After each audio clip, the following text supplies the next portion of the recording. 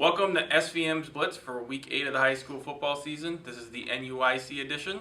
I'm Dan Woessner alongside Christopher Heimerman and Patrick Petrosky, and we will take you around the 5 games of the NUIC in Week 8.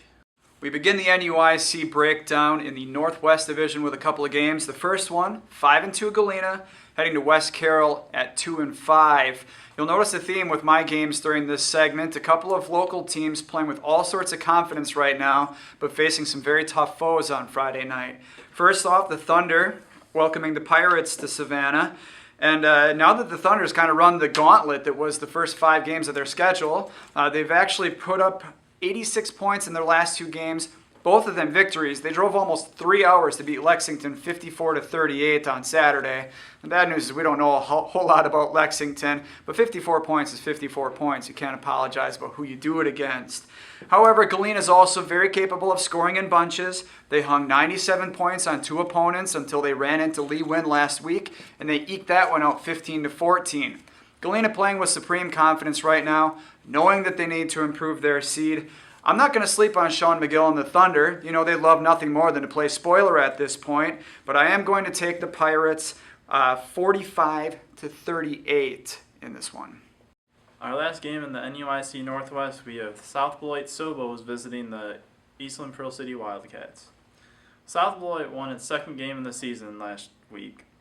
Their high spirits after that win will end this week, however, because they're standing in the way of the Wildcats' undefeated season. EPC continues to roll as they won 61-7 last week.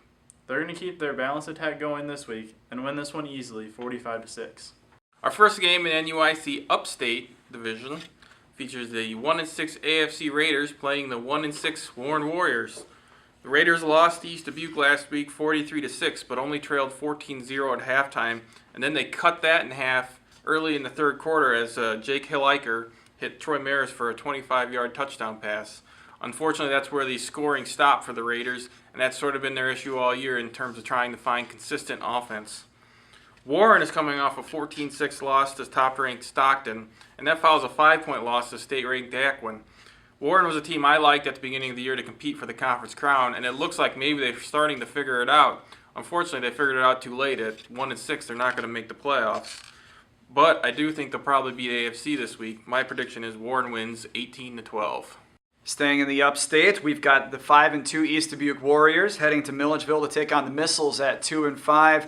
Milledgeville's been out of the playoffs for a little while, but you got to love the spirit of this team. Despite not being able to get to playoff eligibility, none of us saw it coming last week when they beat Aquin 30-26. And you better believe that they love to play spoiler again against this East Dubuque team. That win Friday night came on Jordan Harris's birthday. They hopped out to a big lead in that game. And I just can't imagine the Milledgeville Missiles pulling it off again. Ever since they won in Week 1, I'd been looking for consistency. We've all been looking for consistency from them. Looked like offensively they were going to be fine this season, and then the last couple of weeks before last week, they'd only scored 28 total points against a couple of teams that could have given away some points. So I just don't see the Milledgeville Missiles pulling it off once again. It's not Harris's birthday this time around. He only gets one of those every year. And you better believe that the Warriors know how important it's going to be to get to 6 or 7 wins in order to improve their playoff seeding and make sure they're not one and done in the postseason. So I'm going to take East Dubuque in this one, 36-22. Wrapping up the NUIC, we have Polo visiting River Ridge. Polo is coming off a huge win against Orangeville last week and will face a challenge this week to keep their playoff hopes alive.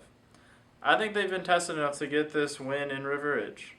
However, River Ridge is in the same position as the Marcos. If they lose this game, their playoff hopes will dwindle. This game is a toss-up, but I think the Grove brothers will lead the Marcos to the playoffs, stemming from this 38-35 win.